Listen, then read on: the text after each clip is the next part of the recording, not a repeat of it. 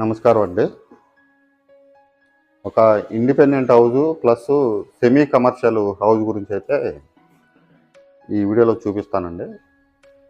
ఈ ఇల్లు వచ్చేసి పడమర దక్షిణం కార్నర్లో అయితే ఉంటుంది. కింద 3 షట్టర్లు ప్లస్ 3 గదులు స్ట్రైట్గా ఉంటాయి.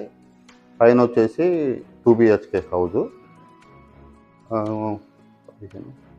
మనం పైన ఉన్నా కానీ కింద అయితే ఒక 20,000 రెంట్లు అయితే వస్తాయండి. అలా పైన కూడా రెంట్కి ఇచ్చుకుంటే ఒక 30,000 రెంట్స్ అయితే వస్తాయి.